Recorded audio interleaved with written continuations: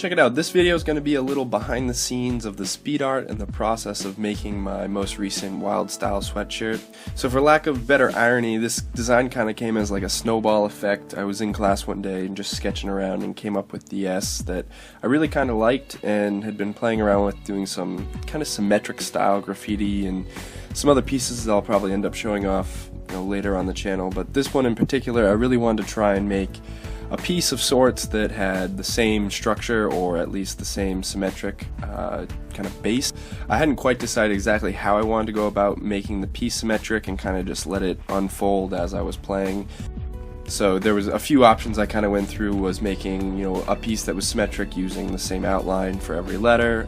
Some of the letters didn't really work out so well and didn't quite translate through the whole thing, especially because the V was taking up a little bit too little of space compared to some of the other letters, with making everything strictly one silhouette. So instead I decided to use the silhouette of the S I came up with as kind of the foundation and the building block for all the other letters. And with that, I was playing around with cutting out little samples on paper and flipping them around, folding them in half, adjusting them to try and make some symmetrical patterns and some different kind of orientations of the letters. And then ultimately I was planning on changing some of the interior lines to make it read a little bit better as the E or the V and whatnot.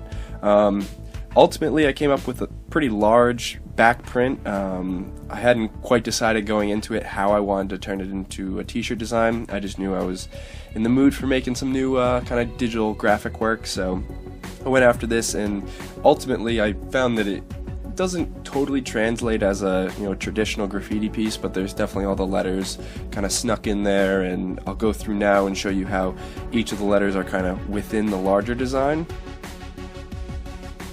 At the top I have two S's that are mirrored about the center line, so there were no real changes made to the S. I overlapped some of the other letters onto it, but I kept those pretty true to what the front of the hoodie also ends up having. The letter I turned out to be one of the harder ones because there was a lot of lines going on with all the overlapping layers, but also having the design kind of maintain that complexity with suggesting that there might be a letter I in there was a little tricky. I is what breaks away from this being like a really traditional graffiti piece. It kind of gets lost in the center, and I ultimately liked how the arrows and whatnot laid in there, so I didn't quite change that so much. I kind of left it as a little bit cluttered and a little messy in there.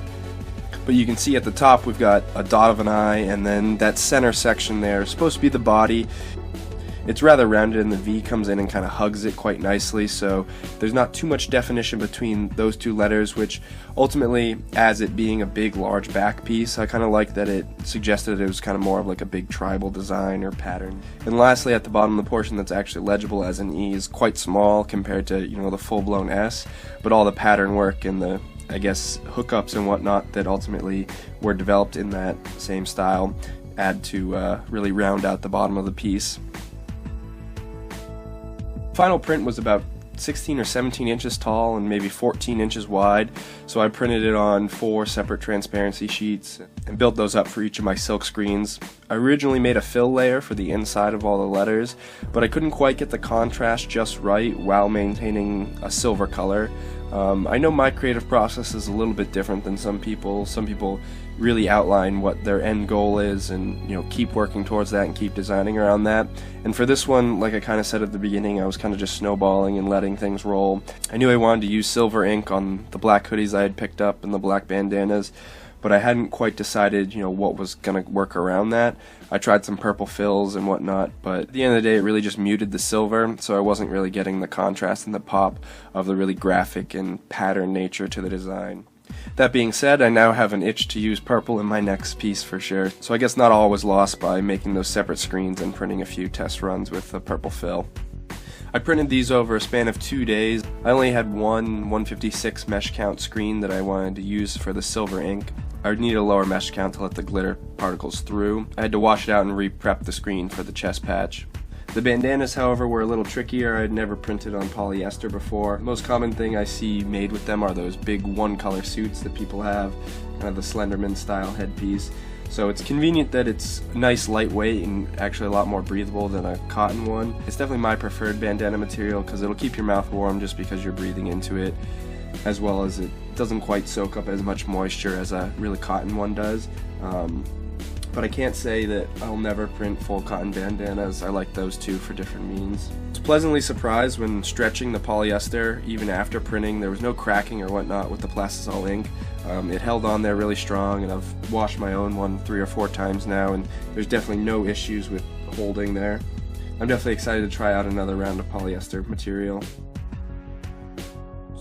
The lookbook I put together for the bandana and sweatshirt went really well. I took an afternoon or so to get all that footage together while I was home on break. Definitely had a lot of snow on the ground, so that was fun to mess around with and include in the video. The panning and detail shots at the end of the video were fun because the white backdrop of the fresh laid snow gave some sweet contrast. I definitely enjoy shooting that style of video every once in a while, as it's a little different than, the standard speed art. Be interested to hear if you guys saw the letters and whatnot in the back print. I didn't really see any comments suggesting it either way, if people actually were reading it or if people were just assuming that it was kind of just a big style pattern in the nature of maybe graffiti style. The same went for Instagram. Nobody asked in either direction if it was letters or if it wasn't. So I'd love to hear what you guys' initial impressions were as to what the design actually was. The symmetric nature to the design also lets the bandana be worn like a million different ways. I know I've been rocking mine both upside down to what some of the product video looked like, and different sections of the bandana, depending on how you fold it, are more highlighted than others, so you can really get some pretty cool effects on your face. I ended up leaving this out of the original video as it kind of just looked like a burglar, but seeing as you can wear the polyester over your face and see through it, you can actually put this totally over your head and I guess look through it if you want. I don't really know the practical nature of that, but there's enough black space in the design that you can actually just see straight through the bandana if you do want to wear it over your face. Please feel free to leave a comment down below if you have any other questions about the process or maybe my logic behind making this piece. As I'm recording this video, I know I only have 2 bandanas left and I think 3 hoodies, so if you're interested and your sizes line up with what I've got left in stock, be sure to head over to my web store and check that out.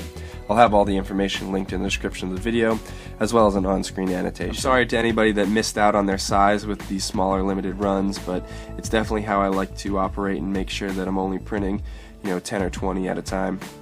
I have a trickle of inventory in some of my older prints, so if you're interested to head over to my web store, but definitely be on the lookout for some of my newer stuff and jump on it while you can. If you enjoyed this design detailing, maybe consider subscribing, as I post a lot of speed arts and some other graffiti content like product reviews. I'll have a few on screen right now for you to check out. That's going to do it for me, guys. Peace.